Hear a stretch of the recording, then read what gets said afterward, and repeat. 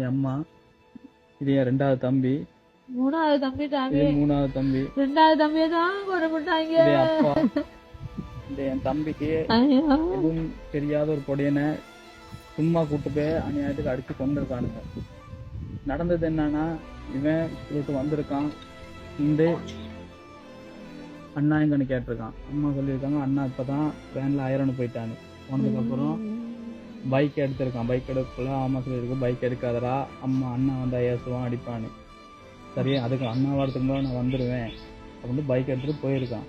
போயிட்டு பர்த்டே பார்ட்டிக்கெல்லாம் அவங்க வீட்டில் சாப்பிட்டு எல்லாம் வரும்போது 2 பொடியனுங்க தம்பியை நிப்பாட்டி, அவனுங்களும் தம்பியோட கூட்டாளி பொடியனுங்க தான் நிப்பாட்டி, லவ் பண்ணுற பிள்ளை எனக்கு மெசேஜ் போட்டிருக்குடா, எனக்கு வந்து அவங்க வீட்டுக்கிட்ட போட்டு வாடான்னு சொல்லியிருக்கான். அப்பா எனக்கு சொல்லியிருக்கான், இல்லைடா அண்ணா தேடுவான், அண்ணா சரியாக தான் வந்திருக்கேன்னு சொல்லியும், இல்லை நான் டக்குன்னு போனோன்னே எனக்கு நீ போட்டு நீ வீட்டுக்கு வந்துடுடா அப்படின்னு சொல்லியிருக்கான். அதுக்கப்புறம் அவன் என்ன செஞ்சுருக்கான், சரி ரோட்டில் போட்டு தானே வந்து ரோட்டில் போட போயிருக்கான். போடக்குள்ளே தான் பபா கிடைக்கிறாங்க அக்காங்க 2 பேரும் நின்று பைக் சாவியை கழட்டியிருக்காங்க. பைக் சாவியை கழட்டினவனுக்கு மற்ற 2 பொடியனுக்கும் அடிக்க வரும்போது அவங்களுக்கு 2 பேருக்கும் அடிபட்டா என்னன்னு எங்களுக்கு தெரியாது. ஆனால் ஒரு அடி 2 அடியோட அவங்க எல்லாம் சேர்ந்து ஓட்டிட்டானுங்க. ஓடினவனுக்கு இவன் மட்டும்தான் அவன் இருந்திருக்கான். இவன் இருக்கான்னா அந்த புள்ளோட அப்பா, அந்த புள்ளோட அண்ணா, மச்சாமாருங்க யாரான்னு கூட எனக்கு தெரியாது. ஒரு 6-7 பேர் சேர்ந்து அவனை அடிச்சிருக்கானுங்க.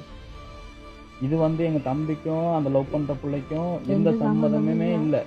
இதுக்கு ஒரு நல்ல அவங்க வந்து அடிக்க வந்தவங்க கொஞ்சம் விசாரிச்சிருக்கணும். நீ யாரு தம்பி, எங்க இருந்து வந்த, யார்கிட்ட பைக் இது, ஏன் அப்படின்னு கேட்டுட்டு அடிச்சிருந்தாலும் பரவாயில்ல.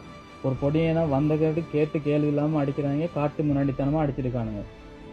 இதே நாங்க ஒருத்தவங்களுக்கு அடிச்சிருந்தோம்னா இந்நேரம் எங்களுக்கு என்ன ஆகியிருக்கும்?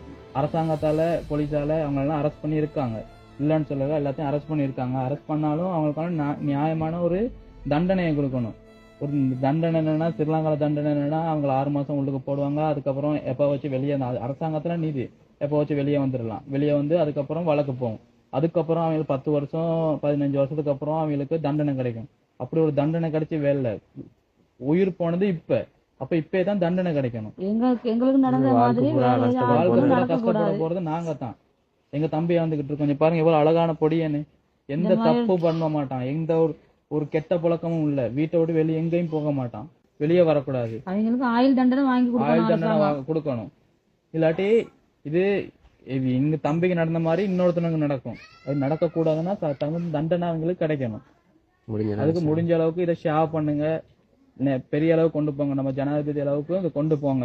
அதனால நாங்க தம்பி செத்த அன்னைக்கு அடுத்த நாள் நாங்க ஆர்ப்பாட்டமும் செஞ்சோம். எல்லாம் நாங்க செஞ்சு பார்த்துட்டோம்.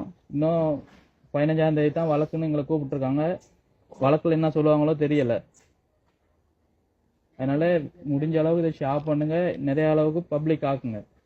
இது ஒரு எந்த பாவமும் அறியாத சின்ன பொடியன், அடிச்சு பச்சை பொடியன், தப்பு செய்யாத பொடியன். எங்க அண்ணா பைக் இல்லாம போனா அண்ணா அடிப்பான், அண்ணா ஏசுவான், அம்மா ஏசுன்ற ஒரு பயத்தினால தான் பைக்லயே இருந்திருக்கான். அவனுங்க காட்டு முன்னாடித்தனமா அடிச்சிருக்கானுங்க. அவங்க எவ்வளவு பேத்துக்கும் தண்டனை கிடைக்கணும். ஒருத்தன் இல்ல, பைக்கை நிப்பாட்டினவங்க